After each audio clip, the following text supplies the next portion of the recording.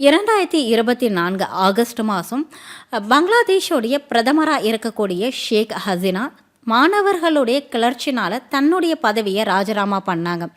மாணவர்கள் எதற்காக கிளர்ச்சி பண்ணாங்க அப்படின்னா, 1971 நடந்த போர்னால் பங்களாதேஷ் உருவாவதற்கு காரணமாக இருந்த அந்த போரில் பங்கேற்ற சுதந்திர போராட்ட தியாகிகளுக்கு அரசு வேலைகளில் இடஒதுக்கீடு வழங்கியிருந்தாங்க. இந்த இடஒதுக்கீடை அந்த தியாகிகளுடைய வாரிசுகளுக்கும் நீடிச்சாங்க.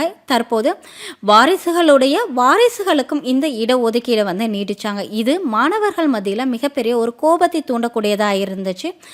தங்களுக்கு கிடைக்க வேண்டிய நியாயமான ஆப்பர்ச்சுனிட்டியை இந்த இடஒதுக்கீடு மூலயமா தட்டி பறிக்கிறதா நினச்சாங்க. இதனால் மிகப்பெரிய அளவில் கிளர்ச்சியில் ஈடுபட்டாங்க.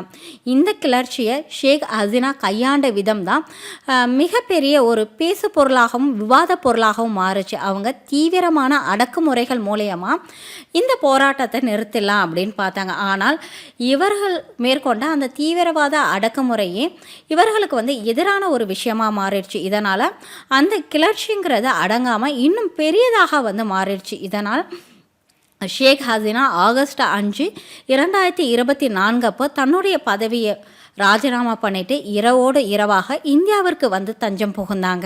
இதற்கு ஷேக் ஹசீனா தரப்பில் என்ன சொல்லப்பட்டுச்சு அப்படின்னா, மாணவர்களுடைய இந்த போராட்டம் மிகப்பெரிய கிளர்ச்சியாக மாறுறதுக்கு வெளிநாடுகளுடைய தலையீடு தான் அதிகமாக இருந்துச்சு.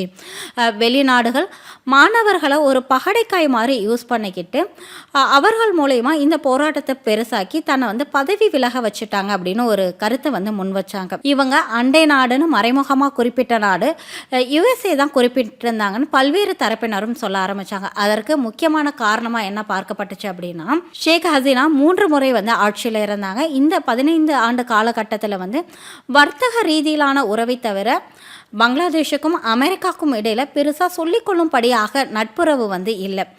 அதே சமயம் யுஎஸ்ஏ பங்களாதேஷ் மீது, அதாவது ஷேக் ஹசீனா அரசு மீது பல்வேறு குற்றச்சாட்டுகளை முன் வச்சாங்க. என்ன அந்த குற்றச்சாட்டுகள்னால், இவங்க மனித உரிமை மீறலை அதிகமாக மனித உரிமை மீறல் விஷயங்களில் அதிக அளவு ஈடுபடுறதா சொல்லியிருந்தாங்க. அது மட்டும் இல்லாமல் ஷேக் ஹசீனா மீது முன்வைக்கப்பட்ட மிகப்பெரிய குற்றச்சாட்டாக என்ன இருந்துச்சு அப்படின்னா, அவர்களை எதிர்த்து இருக்கக்கூடியவர்களை சிறையில் அடைக்கிறாங்க, எதிர்க்கட்சிகள் மீதுலாம் கடும் அடக்குமுறையை கையாளுறாங்க அப்படின்னு சொல்லியிருந்தாங்க.